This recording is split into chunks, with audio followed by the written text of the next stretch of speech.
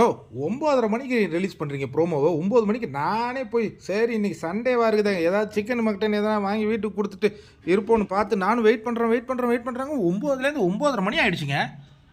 கரெக்ட்பா timing கரெக்டாக பண்ணணும்.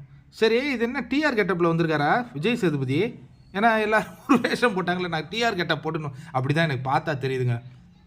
காஸ்டியூமோ இதையும் உள்ள நல்லா இருக்குன்னு எவ்வளோ சொன்னீங்க. சரி க்ளோஸ் போகிறாங்கங்க. பிரஜன் ரொம்ப டென்ஷனாக இருக்கார். ஆஹா பிக் பாஸின் மிகப்பெரிய போட்டியாளர் என்னடா ஹாட் சீட்டில் உட்கார வச்சுருக்காங்க அப்படின்னு தான் பார்க்கணும். இவர் வெளியிலே அனுப்பியிருக்கணும். என்னத்துக்காக ஹாட் சீட்டில் உட்கார வச்சுருக்காங்க? அதில் ஒரு காரணம் இருக்குது. ஏன்னா பிரஜன் அண்ட் சாண்ட்ரா இவங்கக்குள்ளே திவ்யா ஒரு வேலையை பார்த்துருவாங்களோ, இவங்க உண்மையாலே பிரிஞ்சிருவாங்களோ அப்படின்னு ஒரு நல்லெண்ண அடிப்படையில் தான் பிரஜன் அனுப்பியிருக்காங்க. நீங்கள் தவறாக எண்ண வேண்டாம் அப்படின்னு நான் இந்த இடத்துல சொல்லிக்கிறேன். இப்போ என்னென்னா ஒவ்வொருத்தவங்களையும் சேவ் பண்ணுறாரு. கனி யூ ஆர் சேவ்டு அப்படிங்கிறாரு. பயங்கர ஹாப்பியாக வராங்க கனி.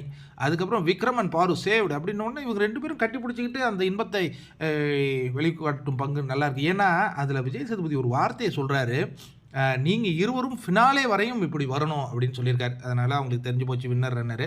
அதற்கு பிறகு பார்த்திங்கன்னா நம்ம கமருதீனை சேவ் பண்ணும்பொழுது அவருடைய அந்த டெமோ கேரக்டர்லேயே கமருதீன் யூ ஆர் சேவ்டு அப்படின்னு சொல்லும்பொழுது கமருதீனுடைய பர்ஃபார்மன்ஸ் எந்த அளவு பேசப்பட்டிருக்கு அப்படிங்கிறத விஜய் சேதுபதி கோடிட்டு காட்டுறாரு. அடுத்தது யார் போவாங்க அப்படிங்கிற அந்த கேள்வி எழுப்புறாங்க. கனி சொல்கிறாங்க எஃப்ஜே கண்டிப்பாக இருப்பார் சார், பிரஜனும் இருப்பார், சாண்ட்ரா போவாங்கன்னு அவங்க கணிக்கிறாங்க. பாரு ரொம்ப அவங்க தான் நம்ம கேமர்னு சொல்கிறோம்ல, பாருக்கு எல்லாமே தெரியுங்க. அலசி ஆராய்ஞ்சி என்ன எங்கே எது நடக்குங்கிறது ரொம்ப தெளிவாக தெரிஞ்ச ஒரு பொண்ணு பாரு. கரெக்டாக சொல்கிறாங்க. சாண்ட்ராவும் எஃப்ஜேவும் இருப்பார், பிரஜன் வெளியேறுவார் அப்படின்னு. சரி வியானா நீங்களும் தான் நல்லா அலசி ஆராய்வீங்களே, நீங்கள் சொல்லுங்கள் அப்படின்னா, நேற்று ட்ராப்பில் போட்டாங்கங்க.